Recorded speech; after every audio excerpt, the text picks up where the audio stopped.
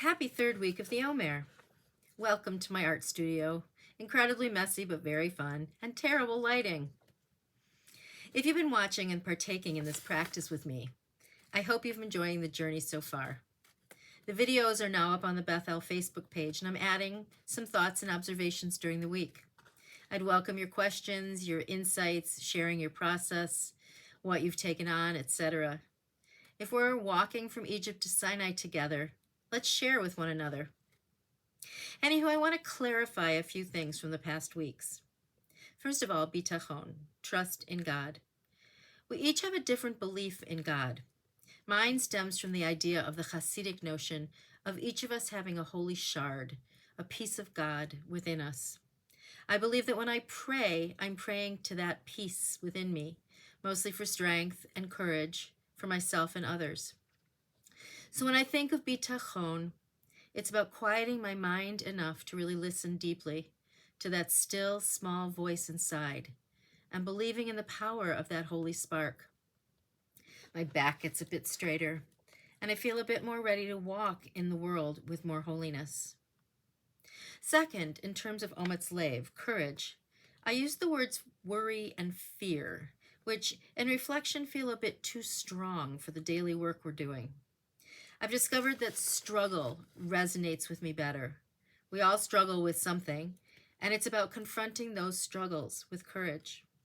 And no, you don't have to get rid of 10 things every day. That's my struggle. It's up to each of us to determine our own. And I have to tell you, I've added drinking more water to my ometz lev practice. I struggle with getting enough. And for sure, when walking in the desert, one needs to stay hydrated. And third, the structure of the Omer is built in a container of time to improve something within our souls. In Musar and Tikkun Midot, we call it our soul curriculum. We want to be our best selves when the Torah we are to learn is imparted upon us in just a few short weeks. And we do that by taking on practices. Even if they don't continue after Shavuot, we've intentionally done some soul work as we walk. Okay, week 3. Chesed. Most of us know Chesed to be loving kindness, but I recently heard it translated in the world of Midot as loving connection. I think this is a brilliant way to describe it, as it goes beyond just helping someone.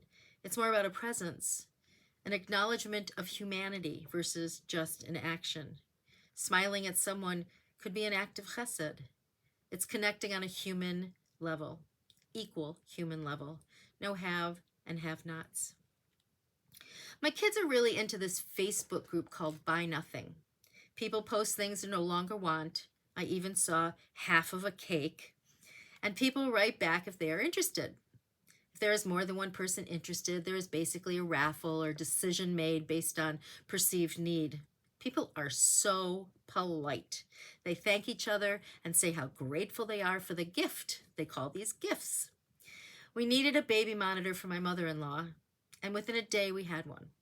It's on loan for us for as long as we need it. I don't even know this person. And our lender even put Easter candy in the bag. So nice. It's a wonderful sharing and a great way to be more sustainable. So what does this have to do with anything, you are probably asking? Well, I keep adding to my past practices. So for this week, I'm going to continue to straighten my spine, bitachon, and with ometz lev, with courage, find 10 items a day to discard. But when discarding, I'm going to think carefully about how I give it away. I often donate to Sharing and Caring Hands and to Goodwill, but in an act of interpersonal caring connection, I'm going to try posting some of it on Buy Nothing and pass it on personally. Chesed. When walking in the world, we need to be connected.